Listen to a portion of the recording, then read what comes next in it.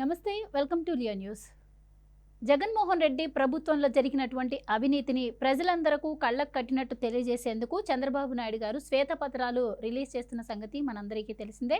ఇప్పటికే పోలవరంపై కావచ్చు, అలాగే అమరావతిపై కావచ్చు శ్వేతపత్రాన్ని రిలీజ్ చేయడం మనం చూసాం. ఇప్పుడు తాజాగా విద్యుత్ రంగానికి కూడా ఆయన ఈరోజు శ్వేతపత్రాన్ని విడుదల చేయడం జరిగింది. మరి జగన్మోహన్ రెడ్డి హయాంలో విద్యుత్ రంగం ఎంత ఆర్థిక నష్టాల్లో కూరుకుపోయింది, ప్రజలపై ఎంత పెనుభారం పడింది, మరి ఆ లోటు బడ్జెట్ను ఎలా పూడ్చుకోవాలి, అలాగే ఇవన్నీ కూడా మరి ఆయన ఈరోజు మీడియా సమావేశంలో చెప్పడం అయితే జరిగింది. మరి దీని గురించి మరిన్ని వివరాలు తెలుసుకునే ప్రయత్నం చేద్దాం. మనతో ఉన్నారు సీనియర్ పొలిటికల్ జర్నలిస్ట్ సత్యమూర్తి గారు. నమస్కారం సార్. నమస్కారం అండి. సో ఈరోజు విద్యుత్ రంగంపై ఆయన శ్వేతపత్రం విడుదల చేస్తూ చంద్రబాబు గారు పవర్ పాయింట్ ప్రజెంటేషన్ కూడా ఇచ్చారు. అలాగే అసలు జగన్మోహన్ రెడ్డి హయాంలో ఎంత వేస్ట్గా ఖర్చు పెట్టారు, విద్యుత్ రంగం ఎంత ఆర్థిక లోటు బడ్జెట్లో ఉంది అని చెప్పి కూడా వివరంగా చెప్పడం జరిగింది. సో మరి ఇప్పుడు శ్వేతపత్రం విడుదల చేశారు కాబట్టి ఆ విద్యుత్తులో ఉన్నటువంటి సంక్షోభాన్ని ఎలా అధిగమించాలని కావచ్చు, ఇవన్నీ కూడా క్లియర్గా చెప్పారు. సో ఏం చెప్తారు సార్? అంటే ప్రజలు కూడా చాలా భారాన్ని మోయటం జరిగింది. ఈవెన్ 9 సార్లు విద్యుత్ ఛార్జీలు కూడా పెంచారు. ఏం చెప్తారు మీరు దాని గురించి? ఇది ఏంటంటే ఇప్పుడు జగన్మోహన్ రెడ్డి ఏదో ఆర్థిక పరిస్థితి మీద చంద్రబాబు నాయుడు శ్వేతపత్రం ఇచ్చి వదిలేస్తాడని ఎక్స్పెక్ట్ చేశాడు. చంద్రబాబు నాయుడు ఏంటంటే అంత తేలిగ్గా ఏ సమస్యని వదిలే మనిషి కాదు కాబట్టి ఆయన నేను ఒక 7 శ్వేతపత్రాలు రిలీజ్ చేస్తాను అని చెప్పి అమరావతిని జగన్మోహన్ రెడ్డి ఏ విధంగా డిస్ట్రాయ్ చేశాడని ఒక శ్వేతపత్రం ఇచ్చాడు. ఆ తర్వాత పోలవరాన్ని ఎట్లా డిస్ట్రాయ్ చేశాడు అంటే మనం డిస్కస్ చేసుకున్నాం కదా. ఆ మొత్తం డయాఫ్రమ్ వాలు, కాఫర్ డ్యామ్స్ ఇవన్నీ కూడా ఎట్లా డిస్ట్రాయ్ చేశాడు అనేది క్లియర్ కట్గా చెప్పాడు. ఇప్పుడు ఈ విద్యుత్ రంగానికి సంబంధించి ఈ లెక్కలన్నీ బయటపెట్టాడు. అసలు ఎంత బర్డెను వేశాడు జగన్మోహన్ రెడ్డి. మామూలు పరిస్థితుల్లో అయితే అంటే జగన్మోహన్ రెడ్డి ఇటువంటి పనులు చేశాడు కాబట్టి రిజల్ట్ కూడా అట్లాగే వచ్చింది. కానీ ఇంత బర్డెను మోపాడా అన్న విషయం ప్రజలకి ఎలక్షన్ల ముందరే చెప్పారు. ఈయన 9 సార్లు కరెంటు ఛార్జీలు పెంచాడు జగన్మోహన్ రెడ్డి అనేది తెలుగుదేశం వాళ్ళు క్యాంపెయిన్లో చెప్పారు. కానీ చాలామందికి ఇంకా కొంత డౌటే ఉన్నది. నిజంగా అన్నిసార్లు పెంచాడా ఎవరికి తెలియకుండా, అంటే నొప్పి లేకుండా కత్తి దించాడు జగన్మోహన్ రెడ్డి. ఇప్పుడు మీకు మామూలుగా 50 యూనిట్లు అంటే నెలకి 50 యూనిట్లు వాడుకునే ఒక వ్యక్తి 98% ఎక్కువగా అంటే దాదాపు 100%, 100% ఎక్కువ ఛార్జీలు కట్టాడు. 100 యూనిట్లు వాడుకునే వ్యక్తి 100 యూనిట్లు వాడుకునే వ్యక్తి 86% ఛార్జీలు పెరిగినాయి. అతనికి 86% పెరిగినాయి. 200 యూనిట్లు వాడుకునే వాళ్ళకి 78% పెరిగింది. 300 యూనిట్లు వాడుకునే వాళ్ళకి 29% ఛార్జీలు పెరిగినాయి. ఇది మొత్తం ఎంత అంటే ఈ మొత్తం బర్డెను 32,166 కోట్లు. అంటే వినియోగదారుల నుంచి, విద్యుత్ వినియోగదారుల నుంచి జగన్మోహన్ రెడ్డి కొల్లగొట్టింది ఇంత. మీకు నేను భారం అంటే నొప్పి తెలియకుండా కత్తి దించాడని చెప్పింది ఎందుకు అంటే ఇప్పుడు చెప్పింది కేవలం గృహ వినియోగం వాళ్ళకి సంబంధించిందే, గృహ విద్యుత్ వినియోగదారులకు సంబంధించి. టారిఫ్ ఇంక్రీజ్ వల్ల 16,699 కోట్లు బర్డెన్ పడ్డది. ట్రూ అప్ ఛార్జీ, ఫ్యూయల్ సర్ఛార్జీ అనే పేరుతోటి 5,886 కోట్లు వసూలు చేశాడు ప్రజల నుంచి. ట్రూ అప్ ఛార్జెస్, అసలు ఈ పదమే కొత్త పదం. ఇటువంటి పదం ఉపయోగించి 3,977 కోట్ల రూపాయలు వసూలు చేశాడు. ఎలక్ట్రిసిటీ డ్యూటీ పేరుతోటి 5,604 కోట్ల రూపాయలు వసూలు చేశాడు. అంటే ఇదంతా కూడా బర్డెనే. అంటే మామూలు 100 రూపాయలు బిల్లు కట్టేవాడికి 250 రూపాయల దాకా పెరిగింది. ఈ తరహాలో మొత్తం అసలు విద్యుత్ వినియోగదారులు ఆయన ఎలక్షన్ సింబల్ ఉంది కదా ఫ్యాను, అది వేసుకోవాలంటే కూడా భయపడే స్థితికి తీసుకొచ్చాడు. అసలు ఇంకొకటి ఏంటంటే ఇవాళ చంద్రబాబు నాయుడు ఇచ్చిన మొత్తం ఈ శ్వేతపత్రం చూస్తే నిజంగా జగన్మోహన్ రెడ్డి ఇంత మూర్ఘంగా ప్రవర్తించాడా అనిపించక మానదు. ఈ టారిఫ్ బర్డెన్ ఆన్ కన్జ్యూమర్స్ ఇప్పుడు చెప్పాను కదా, 32,166 కోట్లు.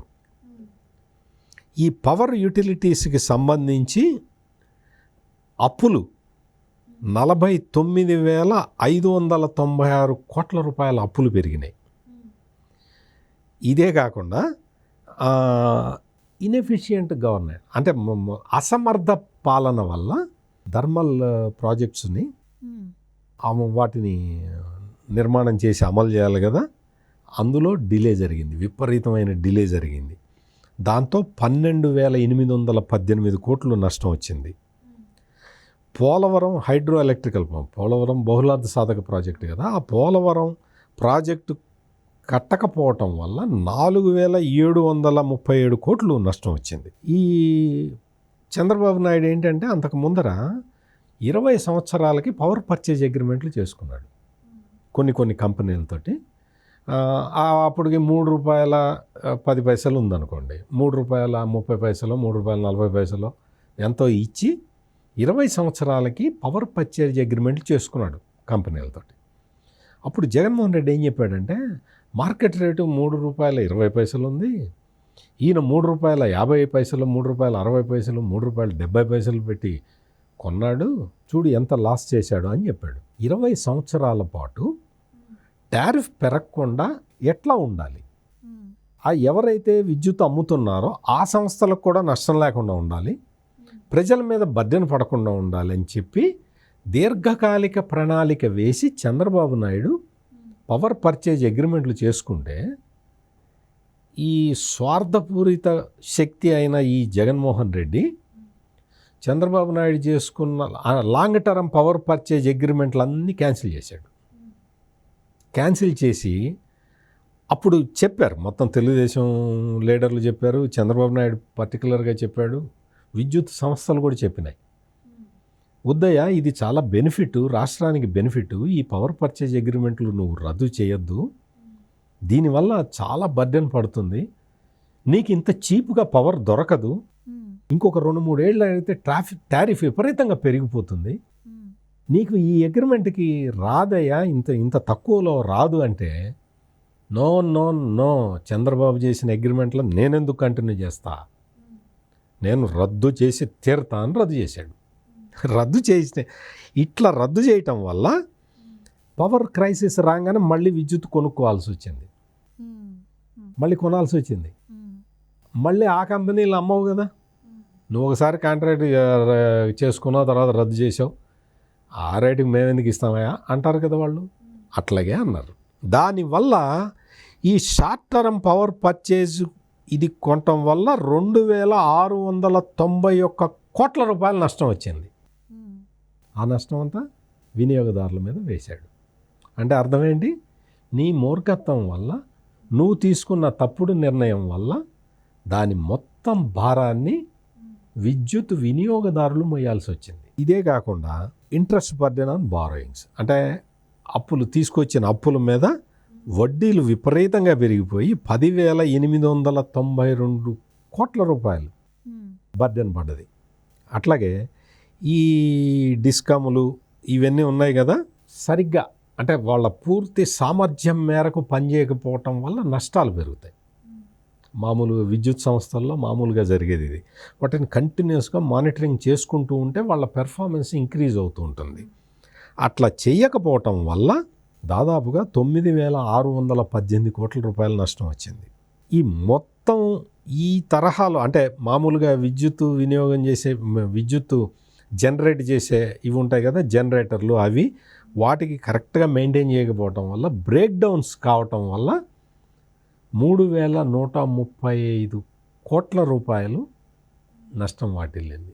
అంటే మీకు ఇంత విశదీకరించి ఎందుకు చెప్తున్నానంటే ఇవన్నీ కూడా కరెక్ట్గా మానిటరింగ్ చేయకపోవటం వల్ల, అంటే అవగాహన లేని పాలన, కక్షపూరిత రాజకీయం. ఎగ్జాక్ట్లీ అవగాహన లేదు. సబ్జెక్ట్ మీద అవగాహన లేదు, ఎవరన్నా చెబితే వినే అలవాటు లేదు.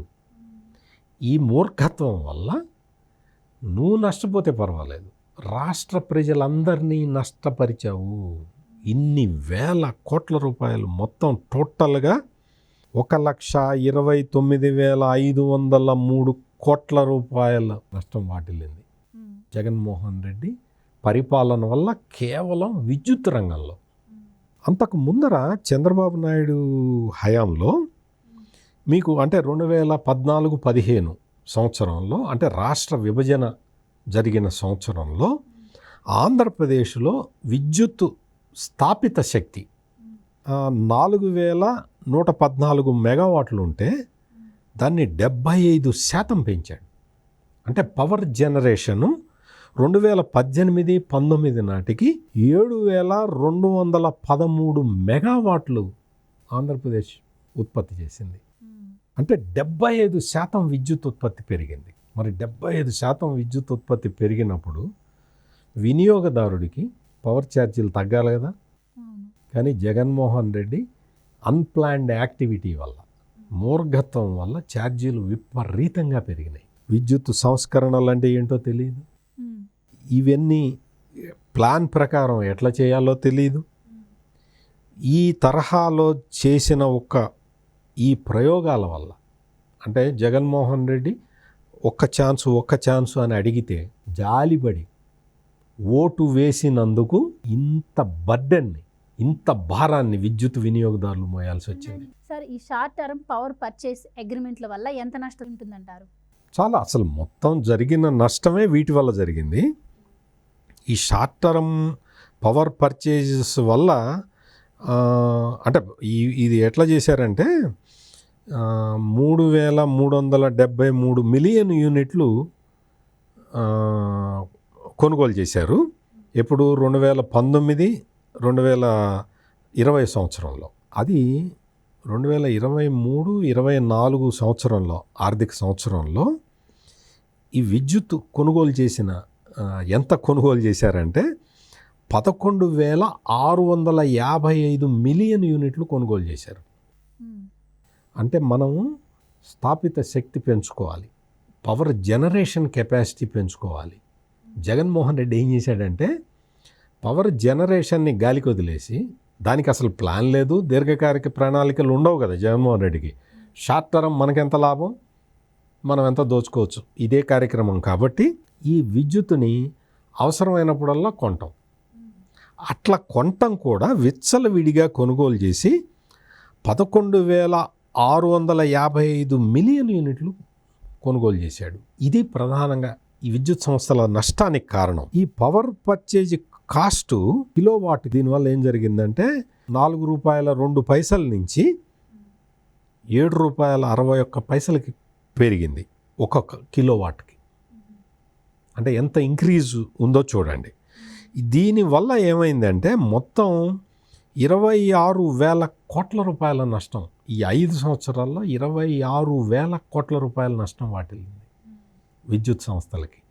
అంటే మీరు విద్యుత్తు మా అవసరం మేరకు కొంటున్నాం అని చెప్పటం వేరు, ఆ అవసరాన్ని ముందుగానే ఊహించి ఆ అవసరాన్ని ఎట్లా తీర్చుకోవాలి.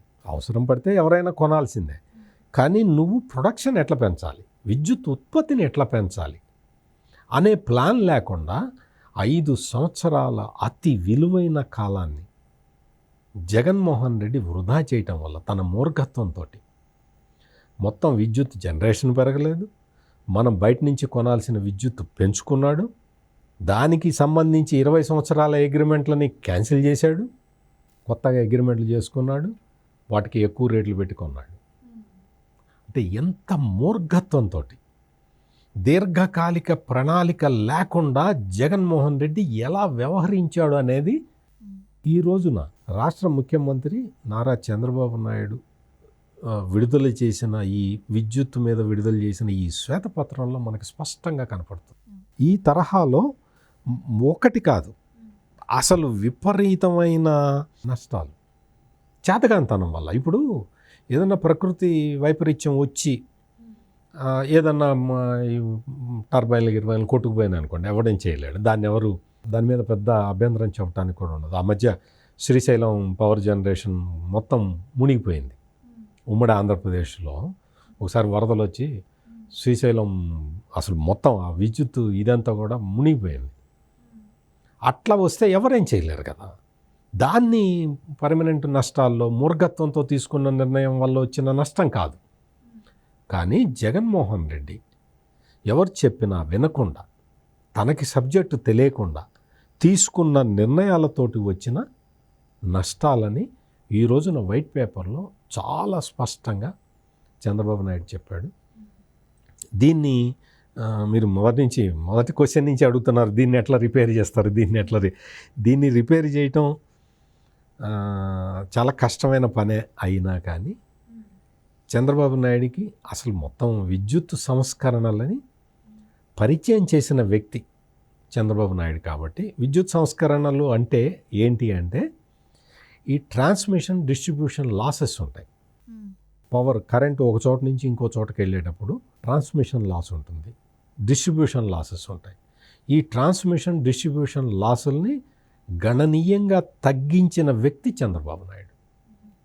ఆ రోజు ఉమ్మడి ఆంధ్రప్రదేశ్లో ఆయన తీసుకున్న విద్యుత్ రంగంలో ఆయన తీసుకున్న నిర్ణయాలని, వచ్చిన ఫలితాలని స్టడీ చేయటానికి విదేశాల నుంచి కూడా వచ్చారు.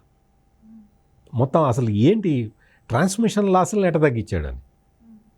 అదేవిధంగా ప్లాంట్ లోడ్ ఫ్యాక్టర్ ఉంటుంది, పిఎల్ఎఫ్. ఆ ప్లాంట్ లోడ్ ఫ్యాక్టర్ని ఎట్లా దాన్ని ఎట్లా కంట్రోల్ చేశాడు చంద్రబాబు నాయుడు అనేది, ఇవన్నీ కూడా ఇవి స్టడీ చేయటానికి ఇతర రాష్ట్రాల నుంచి, ఇతర దేశాల నుంచి కూడా జనం వచ్చి ఇక్కడికి ఆ నిపుణులు, విద్యుత్ రంగ నిపుణులు వచ్చి చూసిన పరిస్థితి నాకు తెలుసు స్పష్టంగా. అంటే విద్యుత్ సంస్కరణలు తీసుకొచ్చినప్పుడు, చంద్రబాబు నాయుడు విద్యుత్ సంస్కరణలు తీసుకొచ్చినప్పుడు ఈ జగన్మోహన్ రెడ్డి వాళ్ళ నాన్న ఉండేవాడు, వైఎస్ రాజశేఖర రెడ్డి. ఆయన కూడా సబ్జెక్ట్ మొత్తం తెలుసుకోకుండా ఒక రకంగా ఎగతాళి చేసేవాడు. విద్యుత్ సంస్కరణలు తీసుకొచ్చాడు, అది తీసుకొచ్చాడు, ఏం జరిగిందని. చంద్రబాబు నాయుడు తెచ్చిన విద్యుత్ సంస్కరణల వల్ల ఆ తర్వాత అధికారంలోకి వచ్చిన రాజశేఖర్ రెడ్డి ఉచిత విద్యుత్ ఇవ్వగలిగాడు రైతులకి. ఇది బేసిక్ ఫ్యాక్ట్. ఈ బేసిక్ ఫ్యాక్ట్ని చాలామంది మర్చిపోయారు. అయినా పర్వాలేదు, చంద్రబాబు నాయుడు మాత్రం మళ్ళీ ఈ విద్యుత్ రంగాన్ని, ఆంధ్రప్రదేశ్కి సంబంధించిన విద్యుత్ రంగాన్ని గాడిలో పెట్టడానికి కఠినమైన నిర్ణయాలు తీసుకుంటాడు. కఠినమైన నిర్ణయాలు అంటే ఇదివరకులాగా కాకుండా కొత్త తరహాలో తీసుకుంటాడు. కొత్త తరహాలో ఈ పవర్ పర్చేజ్ అగ్రిమెంట్లు, షార్ట్ టర్మ్ పవర్ పర్చేజ్ అగ్రిమెంట్లు కాకుండా ఈసారి long term long term power purchase అగ్రిమెంట్లకు వెళ్ళటం, ఇన్స్టాల్డ్ కెపాసిటీని పెంచుకోవటం, అంటే విద్యుత్ ఉత్పత్తిని ఎక్కువ చేయటం.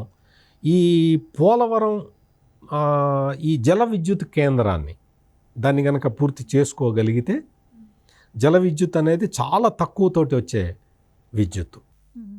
సో ఆ విద్యుత్తుని కనుక ఈ 5 సంవత్సరాల కాలంలో తెచ్చుకోగలిగితే ఆంధ్రప్రదేశ్లో మొత్తం విద్యుత్ రంగంలో విప్లవాత్మకమైన మార్పులు వస్తాయి. Thank you so much.